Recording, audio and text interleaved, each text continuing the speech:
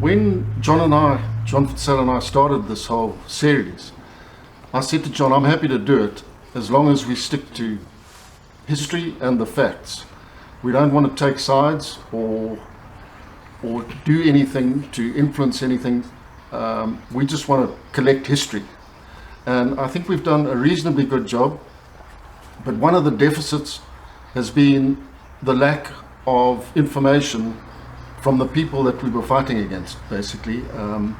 And that's where there's a big gap in the history of the Rhodesian War. And it hasn't been easy trying to fill that deficit. But I'm very happy to say thanks to Darrell and Clive Midlane, we've got somebody with us today who I'll introduce just now, who has been very kind and, dare I say, courageous in coming forward to join us. And in this process, friendships have formed. And it's been a wonderful experience for all of us, getting to know Richard, and a reminder of the fact that races need not disagree. And what we've got here is all of us were involved in the war, and we were basically trying to kill each other. And that's all behind us. And so I like to think, without getting too carried away, that this is a story of hope. It's about old soldiers getting together, and we are very keen to try and put our resources together and build for the country and for the community, and do some projects together in a spirit of reconciliation, and hopefully we can send a message to the world in a small way about how people can bury their differences, turn over a new leaf, and get on with their lives in a spirit of cooperation and happiness. And it's been a great privilege getting to know Richard better, and I hope we're going to be seeing a lot more of each other in the future. So with me today I've got the former Deputy Chief of Operations for ZIPRA. He was a full colonel, Richard Ngwenya, Richard, thank you. Thank you. For being here. Special day for us. Darrell Watt, who ended up a captain in the SAS, one of, I think, our greatest fighting soldiers, and Clive Midland, who was a distinguished member of the Grey Scouts and involved in extensive operations against ZAPU. So we've got both sides of the story here to tell. And I want to start with Darrell, who's now, Darrell, I don't want to give it all away, but 73 now? Will be in April, yes. April. Darrell, just if we can start with where you were born and your journey to the military. Okay, I was born in Fort Victoria and did junior school there, and then ended up in Guello at Thornhill School until the end of 66. I then... You didn't do very well at school. I was more a sportsman, yes. Yeah. And then when I left school, I went on a wildlife position, both Kwai Forest Reserve and Liebex. And that's where I worked for Alan Savory. And then I got my call-up papers, so it was no volunteer job to do that. You got called up, and if you didn't go, you had to leave the country. So I was 89 intake at the Welland Barracks, and I really didn't like it there, in the way they did things there. And then along came a recruiting team from the SAS to recruit soldiers from Llewellyn. So I thought, well, might as well do this selection course and join the best of the Rhodesian Army, and I ended up going to Salisbury and did my SAS selection course and passed out parades there. All right, Richard, I want you to just tell us how you ended up in the military. Where were you born? I'm a wonky person. Yeah. I went to St. Francis Xavier's School in Dete. I crossed over into Tutorial College in Bulawayo, and with a little bit of things which were going on, the political upheavals, the PS Commission, and so forth, I realized... So you became politically aware? Correct. I realized that it was maybe time to join the firefight. And I crossed into Botswana. So what year was that? 74. So how did you go to Botswana? I just jumped on a bus, dropped by my Tengwe, crossed into Tatume, went to Francistown. In the morning, arrangements were made. There was a nicely organized pickup system with the ZAPU Zipra. I jumped on a plane. I was in Lusaka in 48 hours.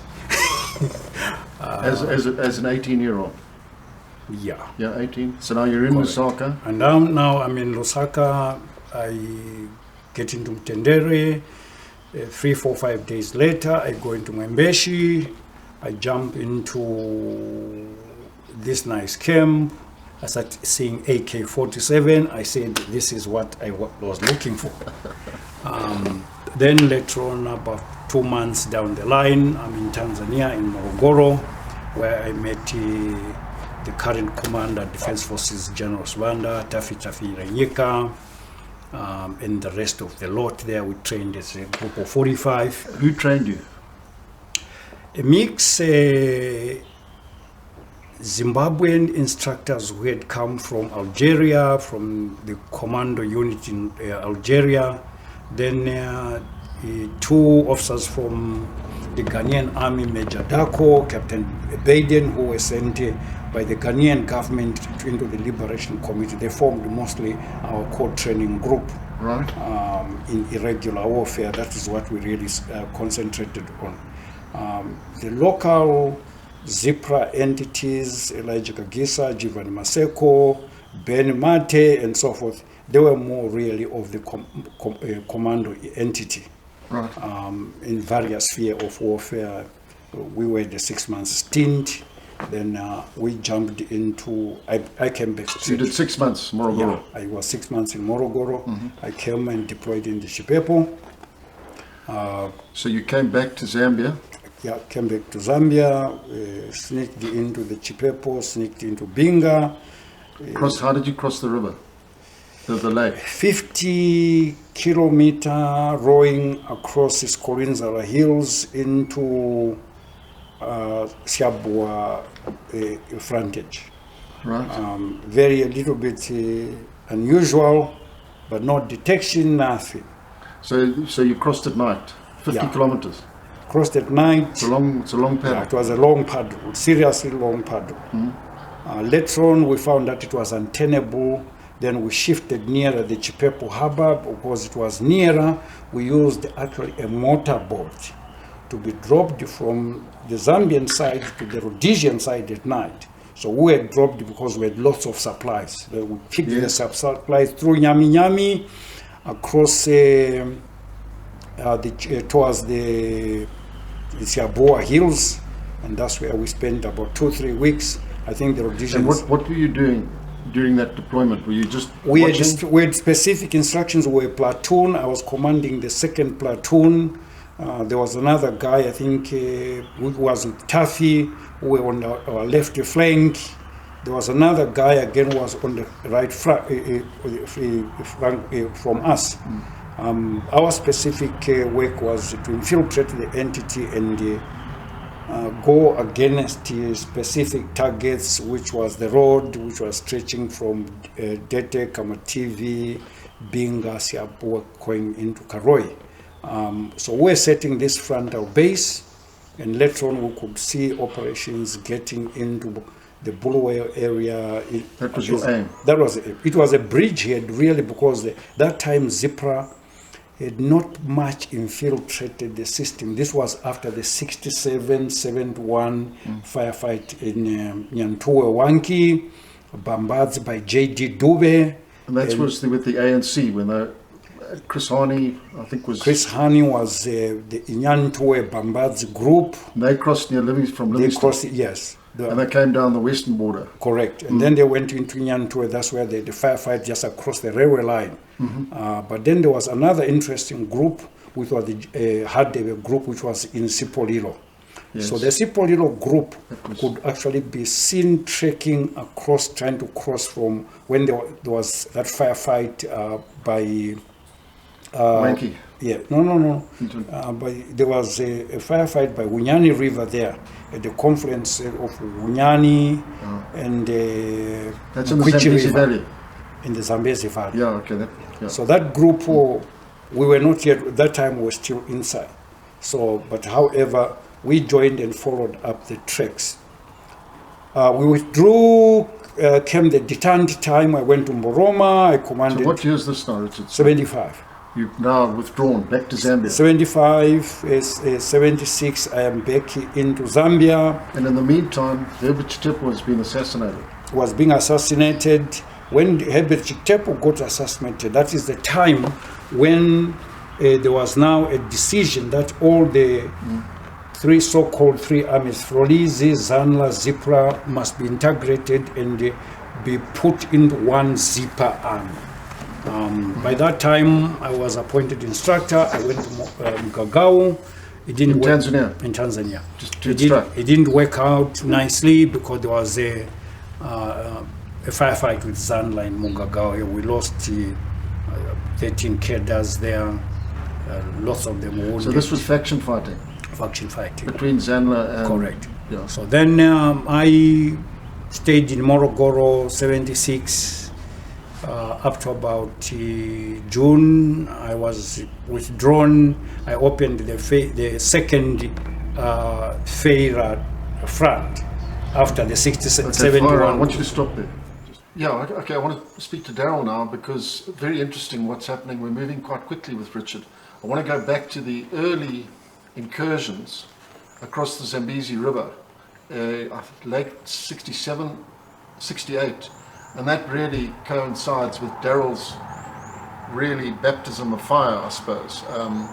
So I want to ask you, Darrell, tell us about your first operations deployed in the Zambezi Valley. Okay, starting in 1967, there was not a lot going on.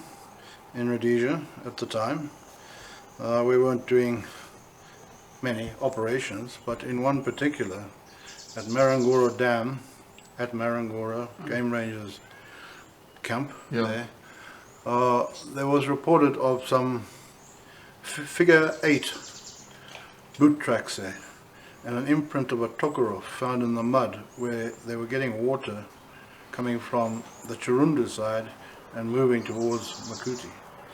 So the imprint of the Tokarov in the mud and the boots indicated that that was what they wore, the opposition.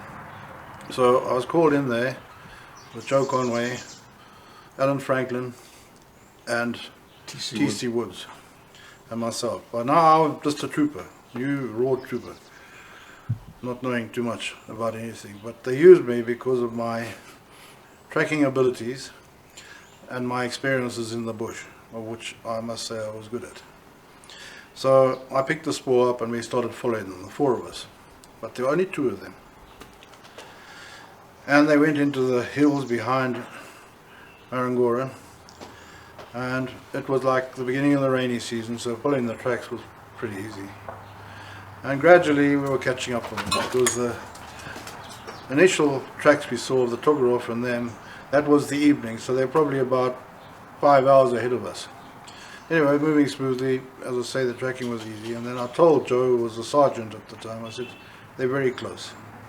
I indicated to him on the grass that they stood on, where it got bruised on a rock. And it all depends if you know exactly how long ago that was bruised, that gave you an indication how far ahead of them. So I told Joe, I said, they're close now. And there was a hill, and the tracks went straight up a hill. They'd been digging potatoes up, that bush potato, I forget the name of it now, and that was a meal they were going to have. So got to the top of the hill, and there they had settled down, they were about to eat something, and they saw us first. So I said to Joe, there are, they left in a hurry, look what they've left behind, dropping things and going. But they ran with their AKs and a few other things. And I tracked us, come on Joe, let's get on there right here now. And we ended up going, or have to go through a ravine with high sides, with stones everywhere. So I said to Joe, I'll walk in front and I'll track them through here. I mean, it was as wide as just this door with these high sides. And I was walking in front, the other 2 up on top of the ridge, so the 4 of us. And then I see a few overhanging stones, and I was looking under these because they were not far. But now they were walking again, not running. And then there was a cave, and I looked in there, and it was dark in there. So I said to Joe, I said, the tracks have gone in there, they're in there now. So I went in there and I fired 2 shots, but not at them because I couldn't see anyone. I just fired, and I said, come out now. And they came immediately out with their hands up, without their AKs. And that's how we caught them. They were heading towards Makuti, small town. That was my first initial introduction to meeting up with them. And so those were probably the first 2 captures. They were the first 2 captured. Alright, so that was the one. Okay, then move on to the, I'm sure it was 68, when Op Cauldron started. Again, the 4 of us, of which 3 of them are dead. I'm the only one alive now. We got called with information saying that a game ranger on the security road from somewhere where the Chirundu road is going towards the Chawari Hills. It was called the security road, and that was patrolled quite often. And a game ranger by the name of Dave Scammell and his officers with him, game scouts, they picked up quite a large track crossing the road, heading towards the escarpment.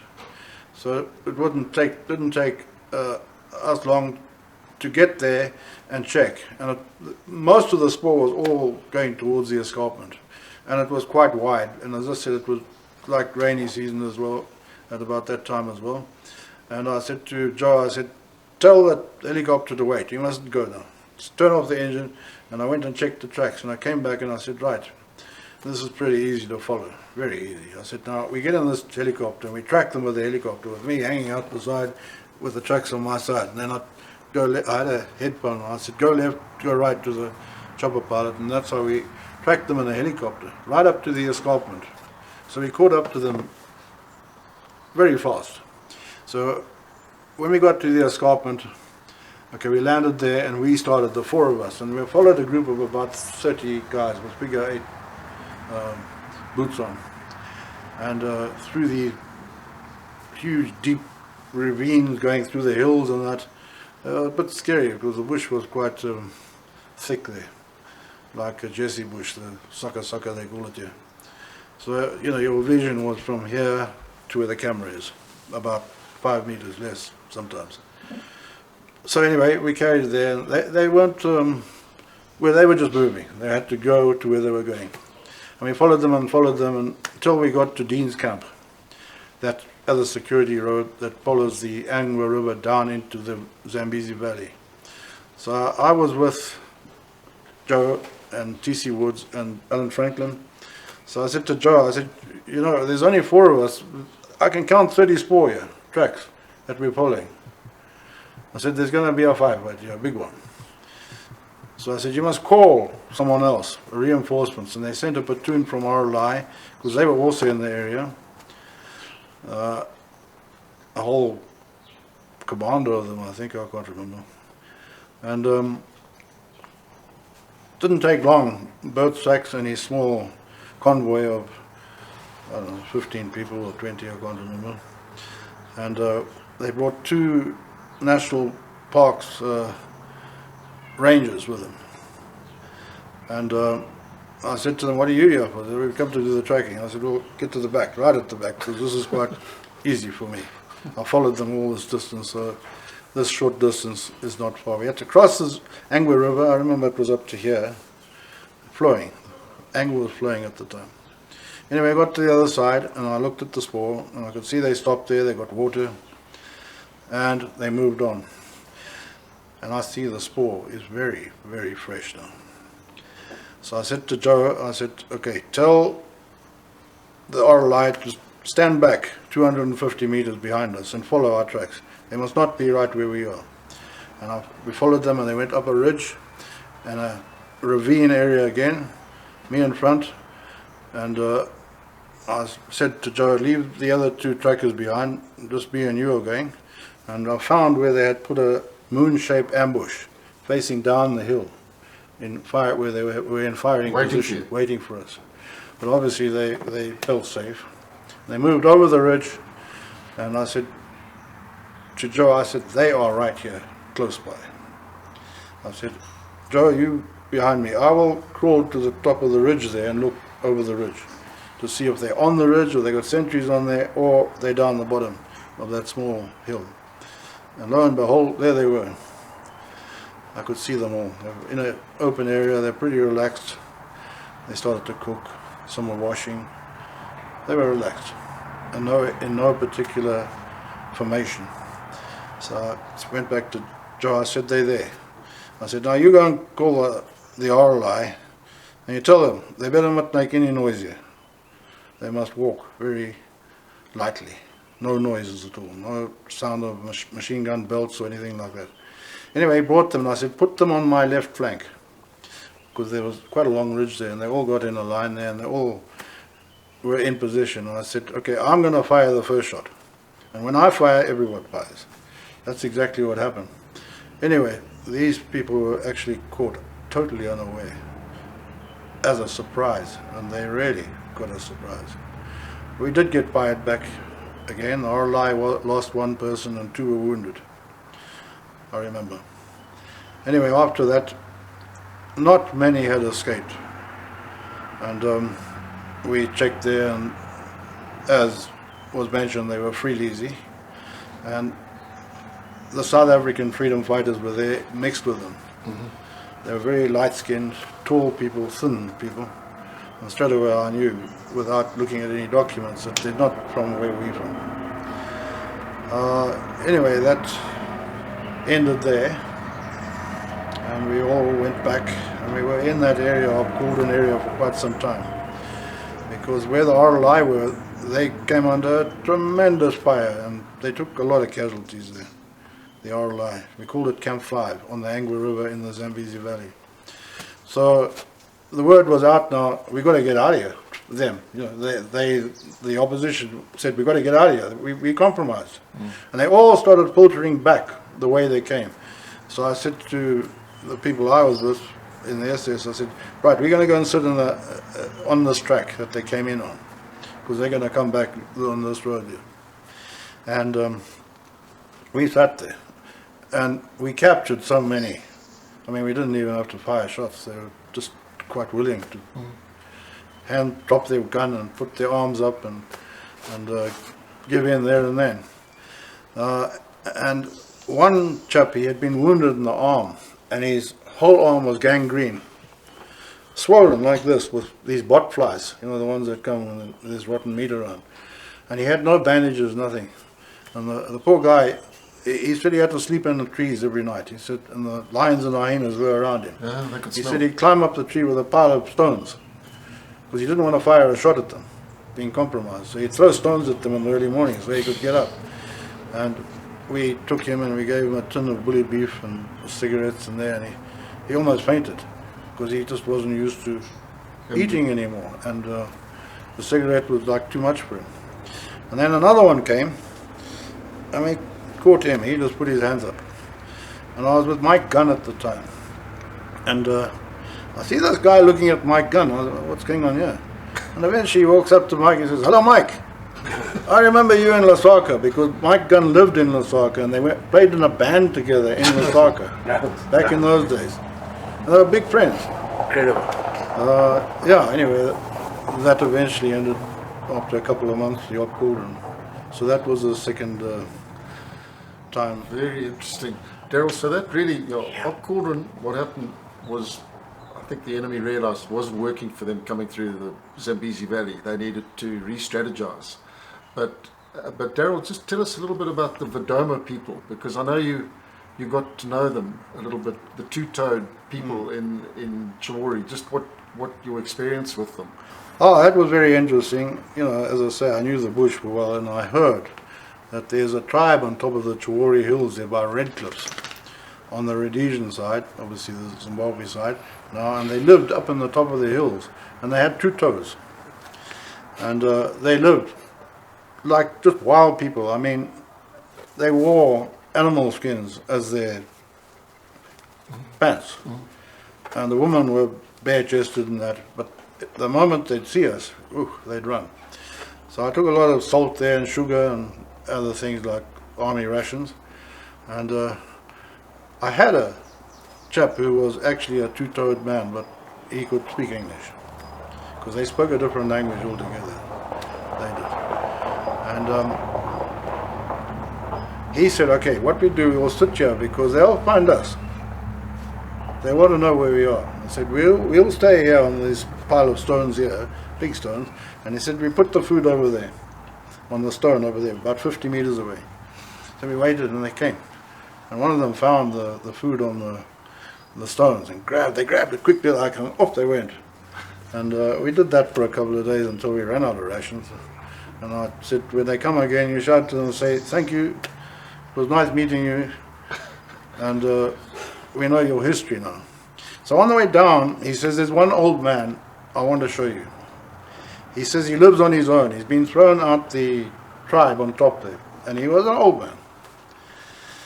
And he made his own little path, this big, into some mapani, just down the bottom of the hills. So he walked forward, and we walked almost upon him. And he was probably from here where the camera is, and the guy with us sort of said something in their language, and he was sleeping between two fires, because he had no clothes on top, just the loin. And the two fires were like one on this side, if he lay on his side, one on his back. Now that fire during the night, he must have rolled on it a few times, and you know how hot mapani coals get. And he had these terrible blisters from months and months. You could see that this had taken place. And they were septic, and oh, the poor guy, I felt sorry. But anyway, he got up and he started talking in their language, and he shouted at the other guy. He said, where are your manners? He said, you should have called me from way over there, not here, and wake me up. He said, you should have invited yourself here that way first. Yeah. He was quite This is my house, angry don't about just it, walk in here. And anyway, he sat there and he looked at us and sat on with his knees up there on his backside. No, his backside wasn't, just his knees down.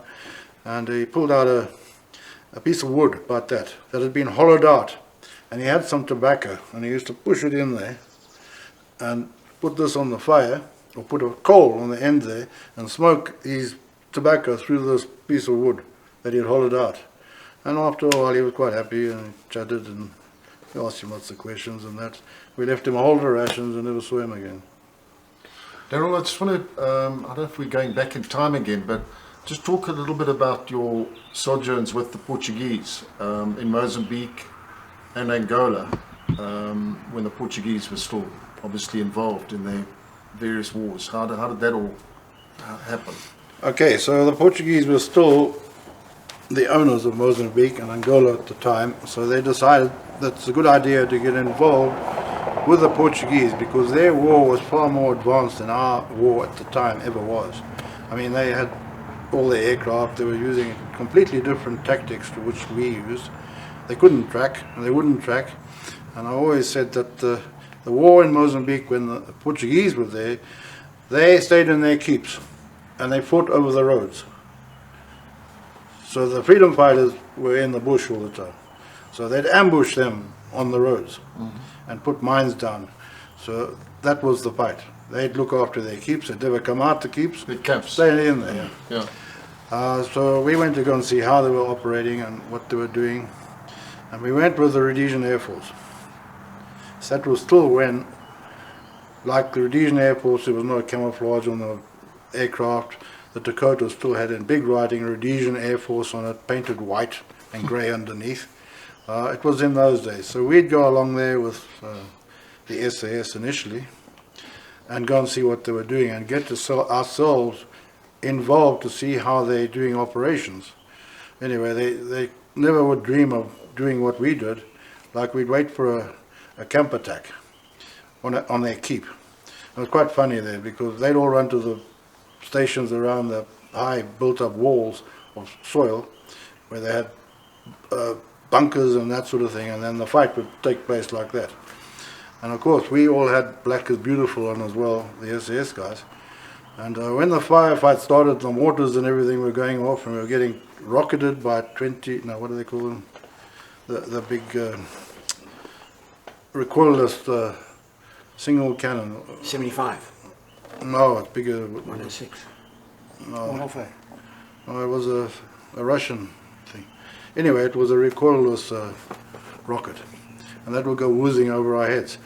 But now the Portuguese, when we stayed in the camp, they rationed us. Not on food, but the beer. They only gave us 6 beers a day. So when we'd wait for the camp to get attacked, and we'd run to the deep freeze and just take out beers. We go back to where we were and just drink it through, you know, and just hope that water didn't land on us. Until the next morning, like their sergeant major said, "Why are you guys stealing the beers from the fridge?" I said, "No, it wasn't us." He said, "It is you," with a smile.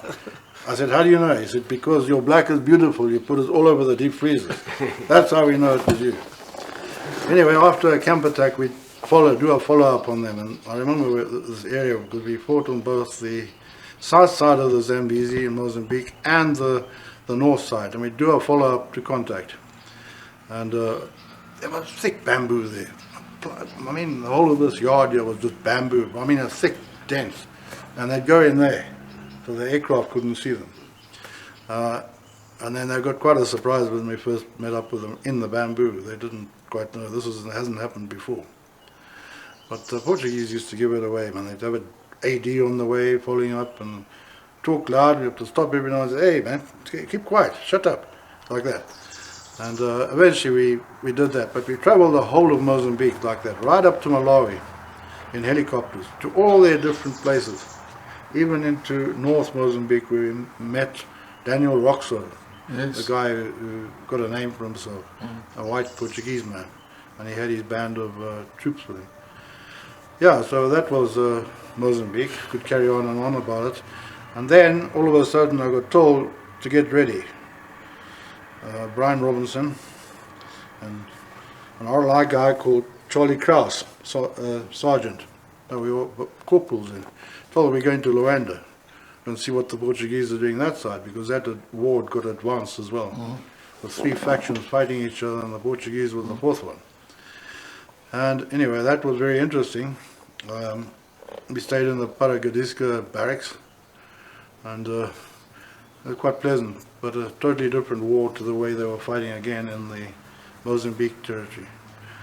And you just were instructing there, you didn't go operational? We didn't go operation. We went to teach the Paragadiska about the bush, but that was jungle, and taught them tracking. And the Portuguese in Mozambique didn't really have a tracking capacity? Not at all. Maybe Darrell Roxer did. I think he did, but we took him on our tracking course, and his people. So, you know, why did we take him on a tracking course? He must have not known anything about it.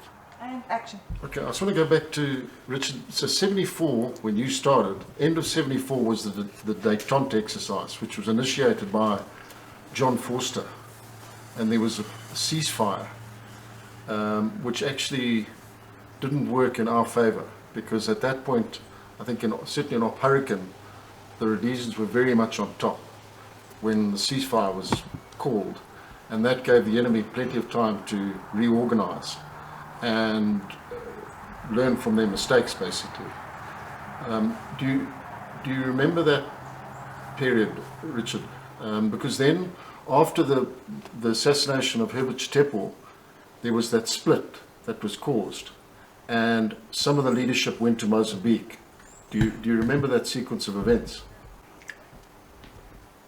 When you talk about a split, remember that by that time, Frolis and the ZAPU Zipra element, they'd actually split. And but a decision was taken by the frontline states that all the Zimbabwean liberation organizations, Frolis, Zipra, Zanla, we must re-amalgamate.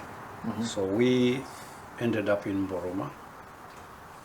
Some cadres were moved from Zambia to Mozambique. That's the birth of Zipa. And then from there, a few incursions were into Rhodesia again. Meanwhile, there were a little bit of problems of disunity and infighting, faction fighting in Mugagawe and in Morogoro. When you look at that, the detente exercise, it was not the best of our time. I think it was a little bit an area which was very uncomfortable, and it delayed the armed struggle. Right. So it was an unfortunate incident, and it's an issue which we would like not to talk too much about. Yeah.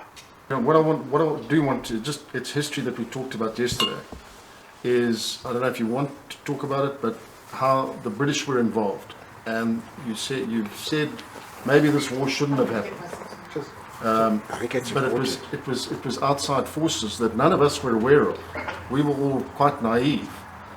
And I just wonder if you go into any detail on that. The British, they have not solved a little bit of their mess. They put us into all this situation. It was totally uncalled for. So what are you saying? The British were the trigger for the war? They, whether wittingly or unwittingly, the British put us into a mess. Go back a little bit. The Battle of Eswandwana in South Africa, between the Zulus and the Brits, isn't it? No one has analyzed that. No one has brought some sort of reconciliation. That's why you see there's still a problem in South Africa. There's the current ANC mess. There is so-called Stellenbosch. There's a so-called Eskom collapse, economic collapse, because there's no interaction. No, the two racial groups in South Africa are not talking. Us in former Zimbabwe, of Rhodesia, now Zimbabwe. We are not interacting. Neither Europe. Britain has Brixton, North London. Well, I just want to understand why you blame the British for the war. What was their role in it? Tell us about Darrell. Let me throw something. The British caused us this mess. Why? They formed, them and the Rhodesians, Cairnflower, a British Council, which was being run from Lusaka and other entities. They actually instigated through Sitole's church to form ZANU against ZAPU. They instigated and realized a feud, a social feud, which was there between Joshua Nkomo and Nkala's sister, who ended up dying in London and never stepping even into independent Zimbabwe. So what are you saying? The British funded ZANU? The British funded, the MI6 were onto it. Using Cairnflower? They funded Cairnflower. A bit of the Bennett's family came in. They opened the Barclays bank account for Zanla in Dar es Salaam.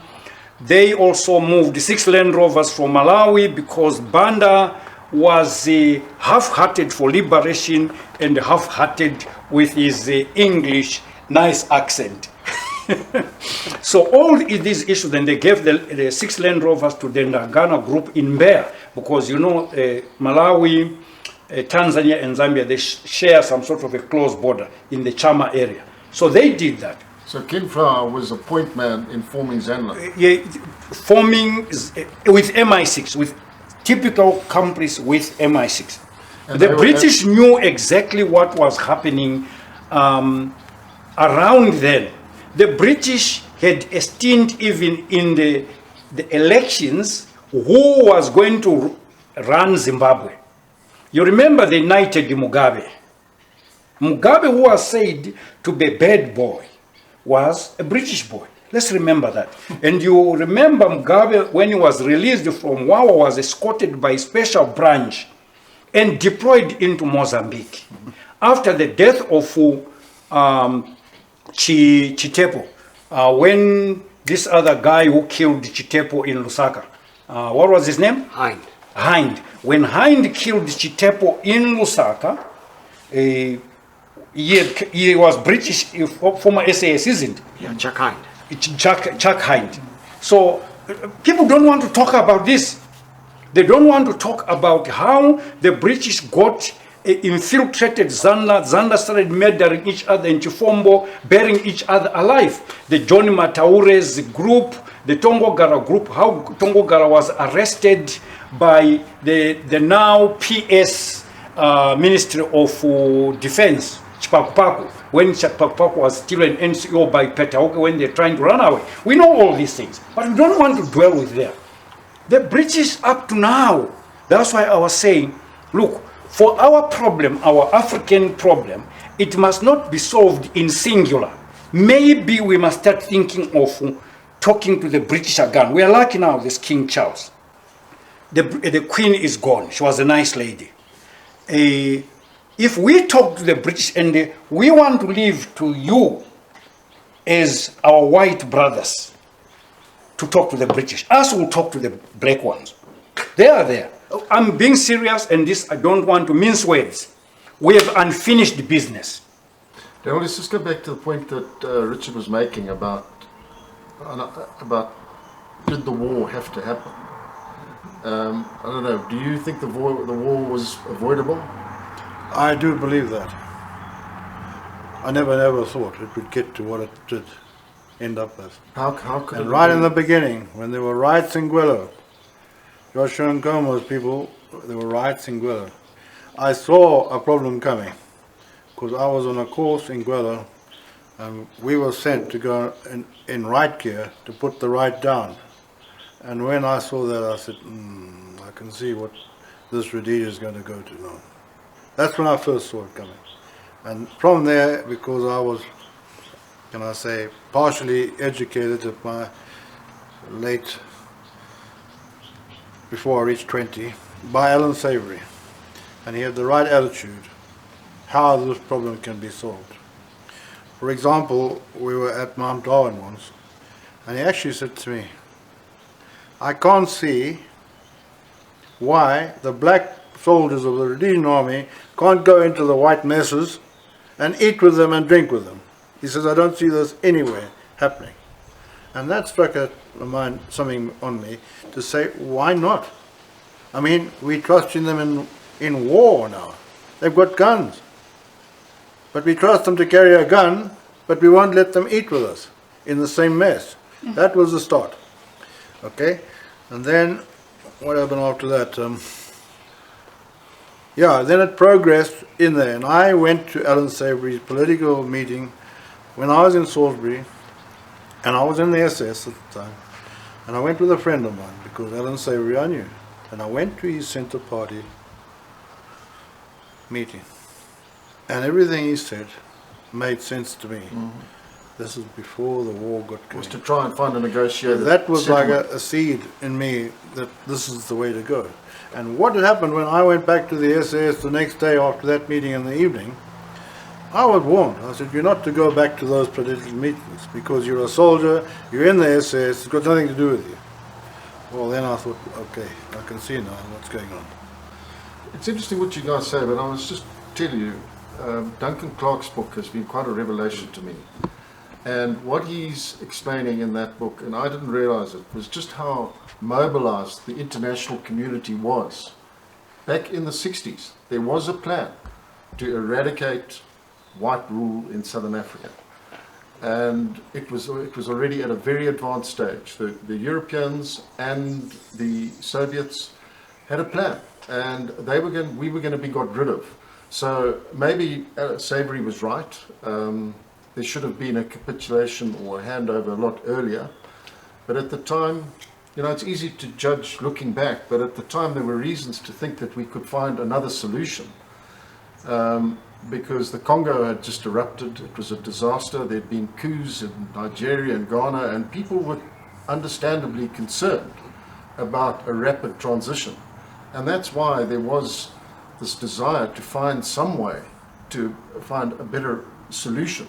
And maybe Savory was right, but look, we'll never know. But I do hear what Richard says. I do think the hidden hand of the British and British intelligence was a decisive factor in what went wrong. And I do think that they've got something to answer for. I don't think it worries them in the slightest. But the fact is, the country has ended up in the worst possible state, I would say, and it could have been avoided. And that's the great tragedy. And how we repair that damage, I don't know. We're all getting long in the tooth. But I think the point to be made here is all of us, we fought, and we didn't fight for ourselves. We were all fighting in the hope that we could deliver something better. And the fact that it didn't happen, I do blame the British to quite a large extent, but that's just my view. The other thing that struck me at a young age, I started getting involved in, okay, how big is the white population? How big is the colored population? How many Indians we have here? And I want to know what the black population is. And I think it was about 5 million at the end of the 60s. I might be wrong, but I remember that. And I said to myself, and I spoke to my dad about it, who was in the Second World War as an officer, and I said, how are we ever going to win this war? We're not going to win it. So why are we fighting it? And exactly what happened is that we were very close to a conventional war. And everybody knew that. Then there would have been a rush out of Rhodesia of white people and many killed. And that's why I told you that story about Renama and going to Lancaster House, and I was sent there by the British. Let's come back to that. Okay, I want to bring Clive Middy in at this point. Middy came in to the war at its height, really, from 78 through 79, when things were really happening. And we've spoken before, but nice to go through some of the stuff again with Richard here, because he was very involved on the on the other side. But Midi, I just want you to talk again a bit about those big Zipra infiltrations from Botswana and Zambia in the, was it 79? 79, What yes. was actually going on there? Because what happened was, when we first got deployed in 78, up to the Tangier area, Zipra were coming across in small call signs, and they were crossing sort of the Catambora Rapids, and they were call signs of no more than roughly 8 to maximum 12, and they were infiltrating down into the Lopani area, and that's where they were feeding in. So they put the Grey Scouts in there, and we rode around trying to pick up spoor. There was no locals. It's all hunting concessions and national parks. Yes. So we couldn't speak to locals. So it was very haphazard, picking up spoor, and we were quite successful. And then we were rotating around down into the liberated areas that had started becoming liberated middle of 1978, Zanle areas. But we were mainly concentrating on that Tangier area. And suddenly in 79, the game changed, and we didn't quite realize what was happening. The call signs were coming across, up to 100 at a time. And we were caught with our pants down in the beginning, because they were crossing, and they would move like lightning across the Horn, down from Kazangula, and they would, if they got across the Zambezi at last light, they could get to the Botswana border before first light, if they moved. So we didn't realize at that stage that they were coming in up to 100 at a time, and what their game plan was. The information that was coming out wasn't, our special branch finger wasn't on the pulse. And so we then started picking up these call signs. And someone like Darrell, I mean, even someone from the Dorothy Duncan Centre, the Home for the Blind, could track. It was a road. They were like roads. And then we would try and catch them before they got to the Botswana border. And about 4 or 5 k's inside Botswana, there was a road that ran right down. It's called the Grove Road. Yeah. And these Zipra call signs were going onto that road. At that stage, we didn't quite know what was happening. They were sort of disappearing. And what we then found out, the scouts put a team in there, quite far down, and they started ambushing the BDF vehicles. The Botswana Defence Force were picking them up on the Grove Road on these convoys and taking them right down into the sort of Gwanda area. Right. And so we said, right, what we're going to do is we're going to change our game plan here. We only ever had 2 squadrons, A and B squadron, and there was 3 troops per squadron, so there was no more than 75 guys in a squadron. We were a very, very small unit, but very mobile and very aggressive.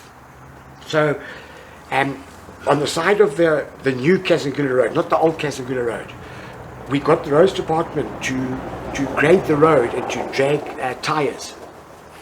Then we would send call signs up early morning with our trackers, and we used 4 independent company, RAR company, they're very good trackers. We used them as well, purely to see where the crossing was. But what Zipra had done is they knew where the crossing points were. So they were very professional, and they were hiding their spoor.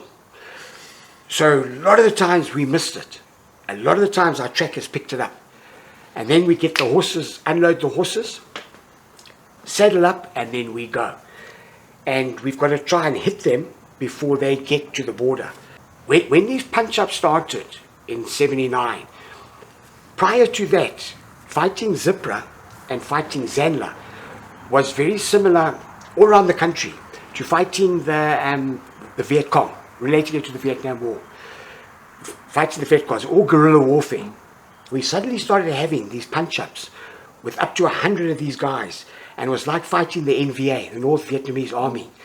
they had packs, they had whistles, they had radios, they had flags, and a lot of the time with the Zenla, as the punch-up starts, they bombshell, and then they regroup, and you're forever following up.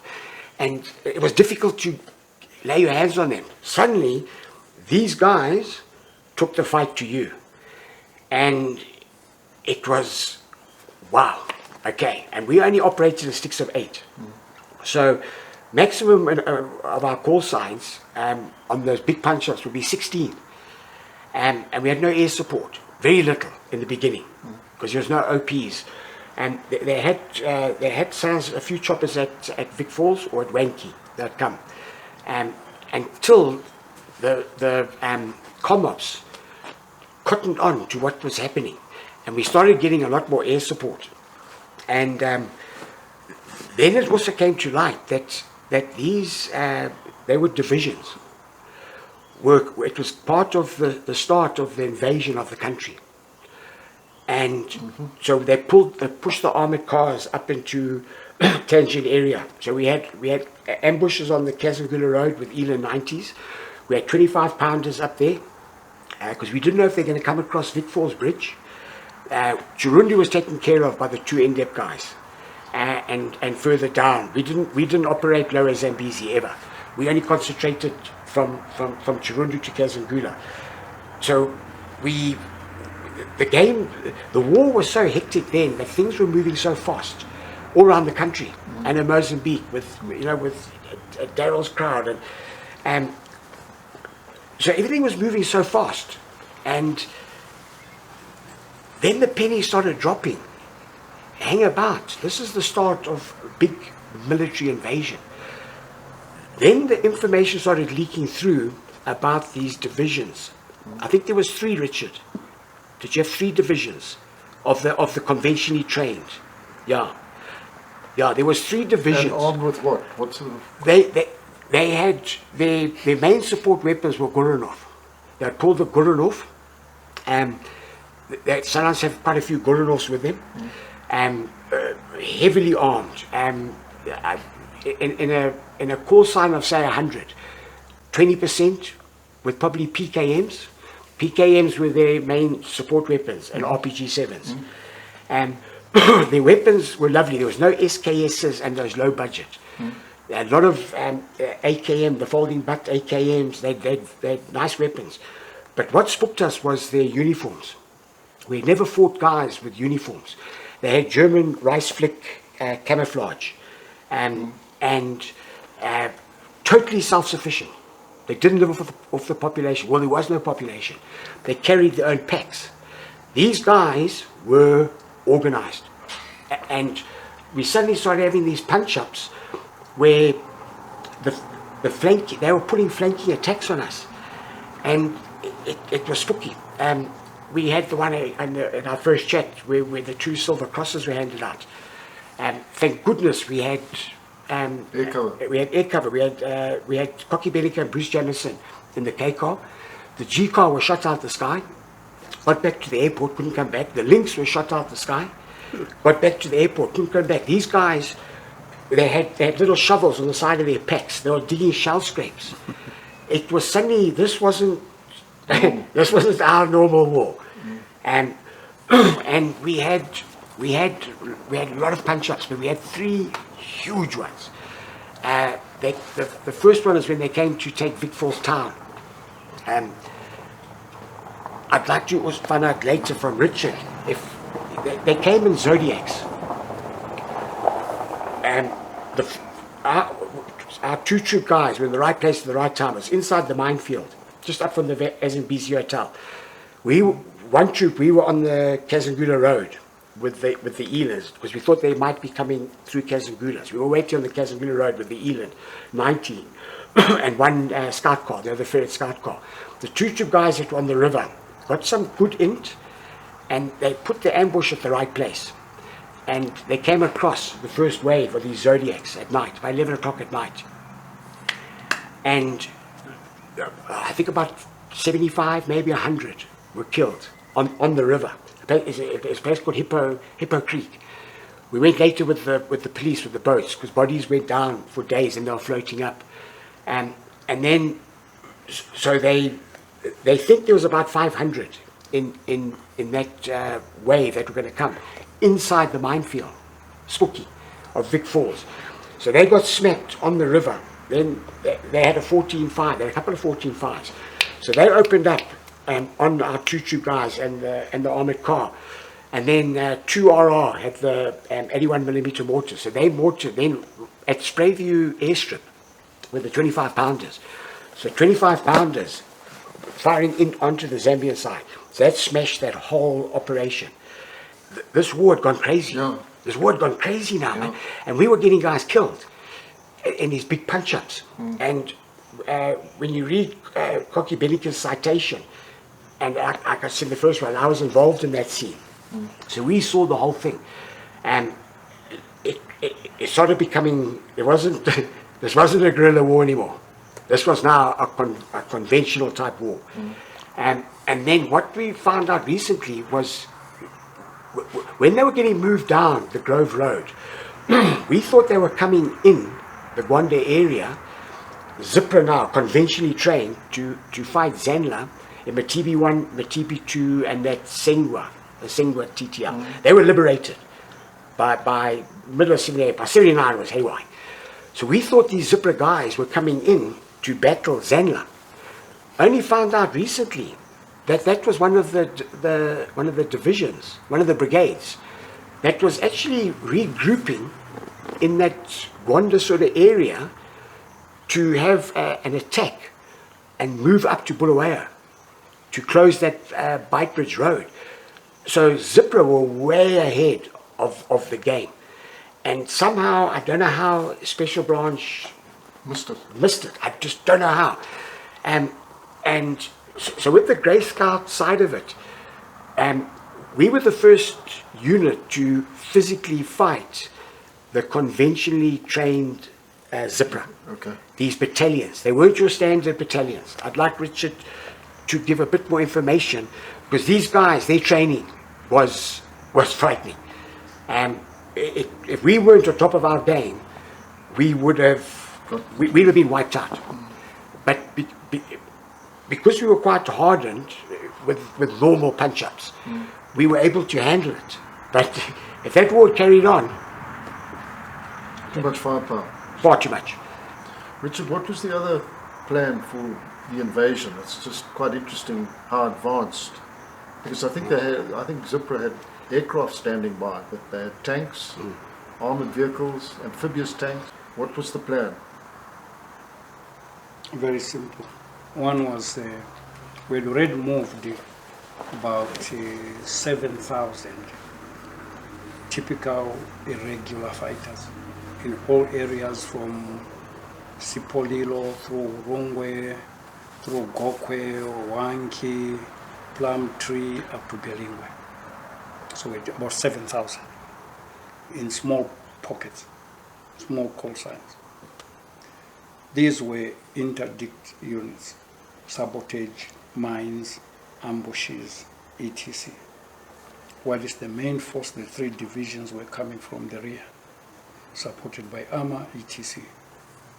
So And they were going to cross where? they were going to come, Chirundu was one of them. There was an area which was seriously targeted in the Wanki area.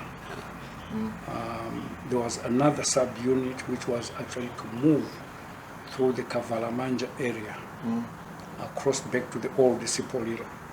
And then there was Babaton, the guy who spoke to Sibona, Yes. southern front, which was coming from the south, coming inland. They were at Simonda. Towards Okay, Bulawayo. No. The Siavonga team was won by Magarasaza. That was one of the detachments within the big, those were irregulars. But the Siavonga group was only a battalion.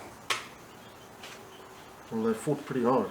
The ones who fought with So, RLI at Ibwe Mnyama by Lisitu.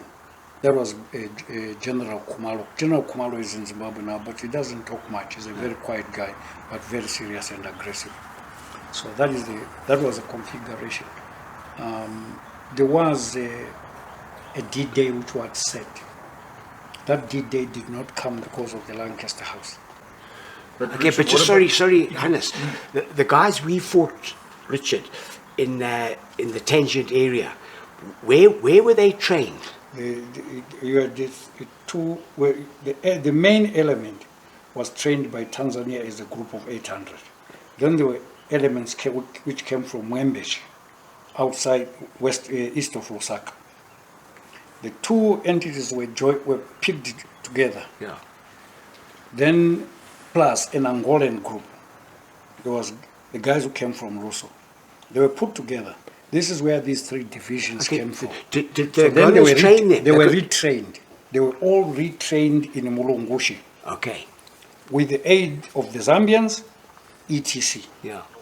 So that is the group where Sibona was, which ended up in a firefight with you Yes. across the Kazungula Road. Correct. that Correct. is That the was the big contact.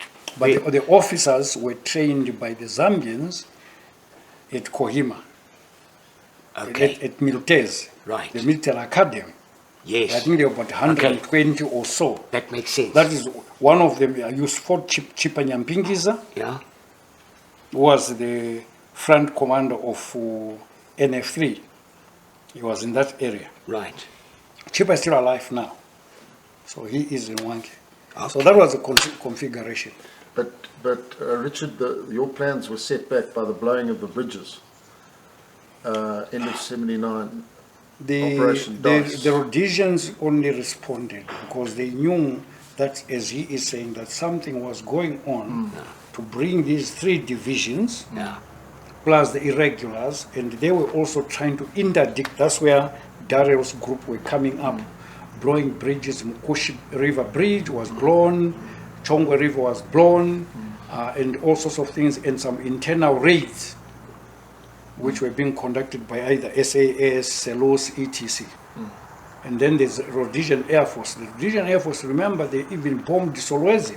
They even bombed the Angola in Luso. Yes, big time. So the hunters used to bomb as far as that area. So you could see the war was now really coming to really conventional firefight. Big time. What aircraft were you guys going to acquire? Do you remember? And were pilots being trained? The pilots were trained, they were ready, we were going to engage you with 21s and 25s. Mix. So everything was ready.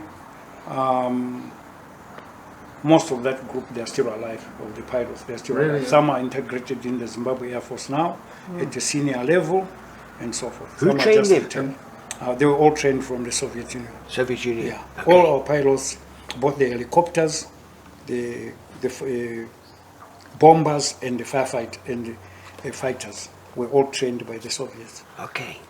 Wow. Wow.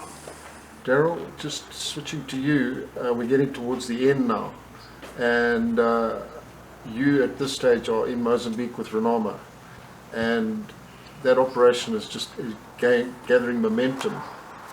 It now looks like you were actually getting your orders from Lancaster House. It had gone to a very political level to put pressure on Mugabe to be reasonable and to stay at the negotiating table. But just tell us where you were right towards the end and how much progress you'd made. All right, just briefly. I was the group that went into Mozambique, central Mozambique, and I stayed there. I lived there with Renama, over 1,000 Renama fighters, with a colonel trained in Russia called Luke Mahenga.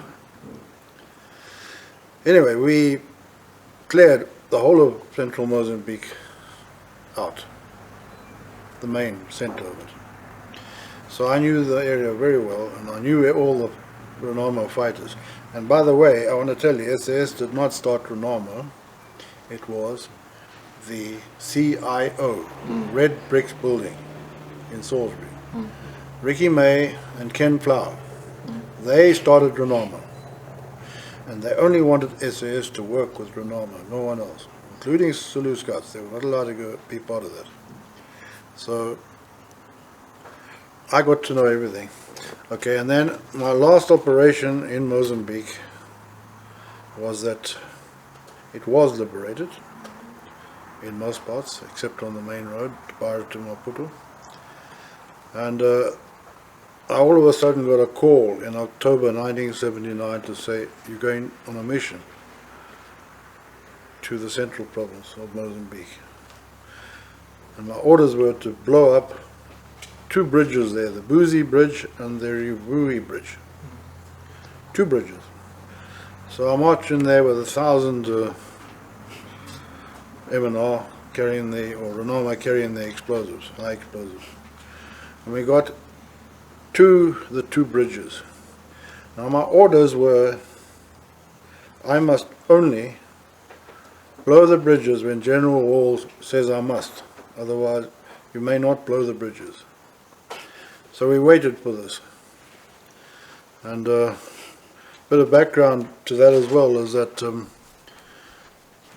the British had asked Ken Flower to get me to go into Mozambique to do this job. And the reason was that at Lancaster House they're running into trouble. And the Brits being what they are, they bugged the hotel rooms of Mugabe and his senior ministers and commanders. So they knew all the time from bugging the hotel rooms exactly what they were planning. And they started to pick up information that Mugabe's not going to sign the Lancaster House agreement. Now, this is what I'm talking about, the initial Lancaster House agreement, not the peace agreement. That means the war's ended. So this was the initial. It took a couple of months, I think 2 or 3 months, to get them to eventually sign it off, and that was the end of the war. But because they knew that Uncle Bob was going to go back to war, he actually walked out of the Lancaster House agreement and off he went. He said, I'm going back to war. So this is where the British plan came in now. Someone tapped Samora Michel on the shoulder and said, you better call him back. He says, otherwise you're about to lose 2 bridges between the Beira and Maputo. That would have cut that part of Mozambique from the other side. So Michel sent his people, brought him back, and he said to Bob Mugabe, he said, if you don't sign this agreement right now, you get out of Mozambique and you take all your Zanla out. I don't want them in. And that's what forced Bob to sign. Yes. Yeah. Was there anything else to that story? No, just I think that's absolutely right.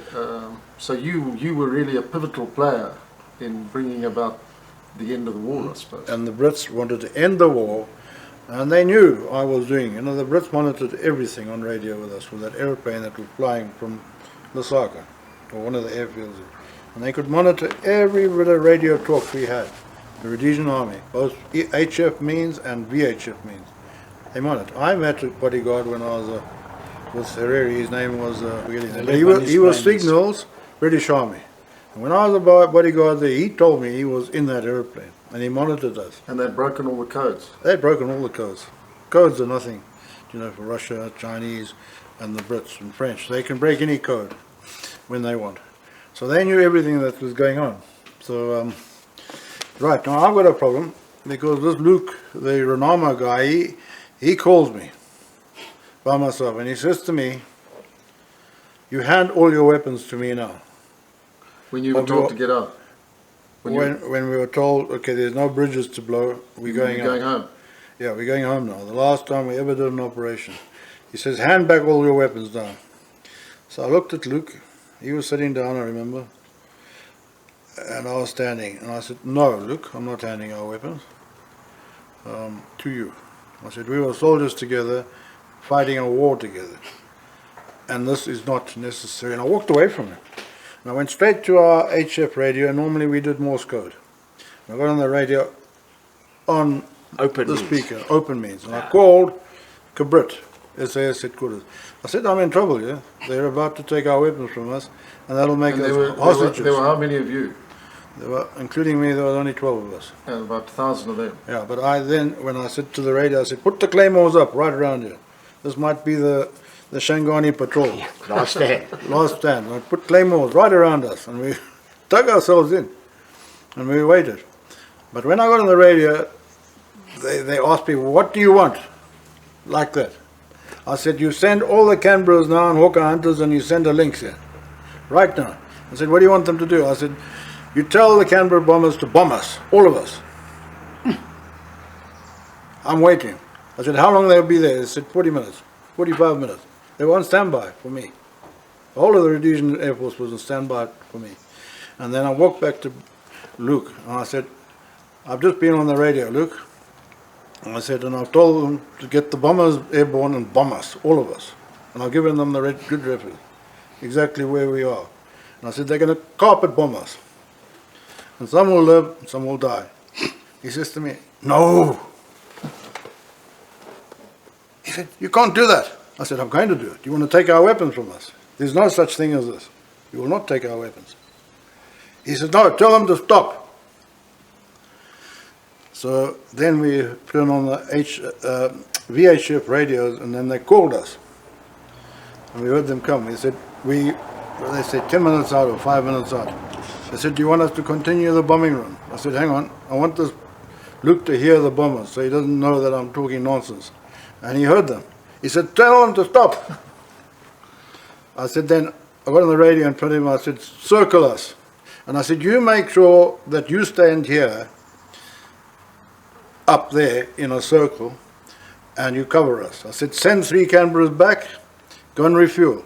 And when they refuel, you go back. But I want aircraft above us all the time. And the Lynx and the Hawker Hunters. I said, that is my orders. And I was a lieutenant telling them this. And that's exactly what they did. And then when I calmed Luke down, I walked up to him and I said, I want you to take, I think I said, 25 of your top commanders, including you.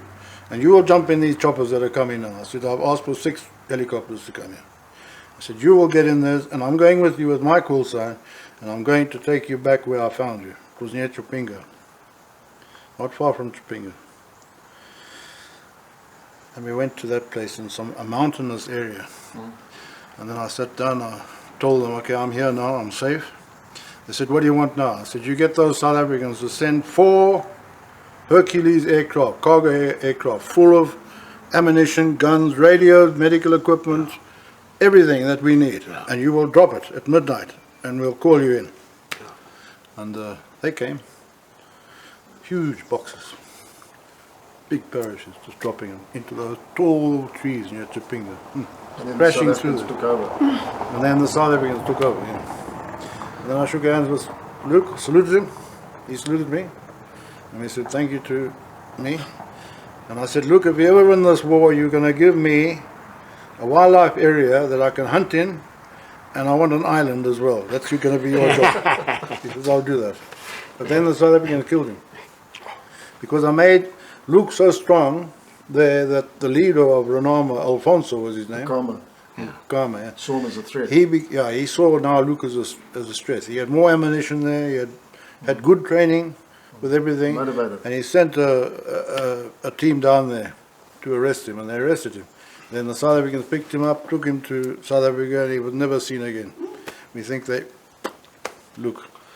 Darrell, I just want to pick up I've got a picture one of it. last thing about, it's an interesting time, but I was just having a look at Ian Smith's memoirs again the other day, just refreshing my memory, and he talks about Lancaster House before he was chucked out. But they had a gathering to get to know everybody. It was like a cocktail party. And he describes him as a very tall, impressive African gentleman. Came straight over to him, put his hand out and said, I'm Josiah Tongagara. Okay. And he wanted to remind Ian Smith that his family had grown up on the Smith farm. In Chirugwi. Yes. And he then said, Mr. Smith, we can resolve this problem. We don't need the English, we can do it ourselves. He said, I'm worried about myself though. Here in England, I'm having to watch my back. There are people who don't want me involved here anymore. He didn't elaborate, but that's what he said to Ian Smith. Then in January, the 24th of January, Ian Smith gets just arrives in Salisbury, a whole consignment of prawns from Josiah Tongagara. The 25th of January, Tongagara is dead. And it's almost certain that he was removed because he had also said the same thing to General Walls. Yes. He said to General Walls, you, sir, and us, the soldiers, we don't need these politicians. They can all get stuffed. We've got the armies. We'll decide. And you and I are going to settle this thing once and for all. And So there were powers that be that didn't like that big time. message. Now, I wonder if Tongagara, Richard, do you think Tongagara spoke to Lookout Meshuku and the top of Zipra? Was there any? Do you know of any negotiations? I think there was a general consensus where Tongogara had said once we get back to Zimbabwe, there was going to be a oneness type of operation. Yeah. Where we're going to all unite and become Zimbabweans and rule Zimbabwe properly. That was all killed as Tongogara died. So it looks like he was eliminated. I don't want to get into that per se, but no one is telling us exactly how Tongogara died. It's all hushed up. I wouldn't be It surprised. was a tragic event, Yeah. actually. I think things Big might have, the whole pivotal history point. might have turned out very differently because Tongagara, I think, wanted to sideline Mugabe. He didn't see a role for Mugabe. And I think the Brits were determined that Mugabe should be the next man in power. They were. Yes. Yeah, that's a tragic part of history. But Richard, I just want to, do you want to talk about Nikita Mangena a bit? Just, I don't want really to talk All about right, all okay, that's issues. But Nikita Mangena was a very good commander, the same as Tongogara. If Tongogara and Nikita Mangena were managed to get into Zimbabwe, we could not be having all these problems which are mushrooming there. We don't think so. Thank Thank you, you. Richard. Thanks, Darrell. Thank you, Richard. Thanks, Julie. yeah, no, thank you. What Thank you, was just mate. interesting is seeing Richard. The last time we laid eyes on each other was he was the commander of AP Romeo, the big Zipra AP, and our Grey Scout call signs, two of our call signs were the first. We were the first security forces to go in to an assembly point, and we drove in there, and that's where we met. We met Richard. Yeah, and I always thought your rank was a brigadier. Well, we related you to like a brigadier because they were brigades, and we laid the first meeting for our CO. Colonel Pierce came and spoke to Richard. And then Richard actually worked later with Group Captain, I think, Peter Boyer. Correct. And they became very good friends, I think, and they managed to sort out a lot of the problems that they were having at the time, Richard and Peter Boyer. And that's actually how I met up with Richard, was through Mary. Yes, his sister. Peter's sister, Okay. yeah. She contacted me, and that's how we all got together, and that's how this all happened.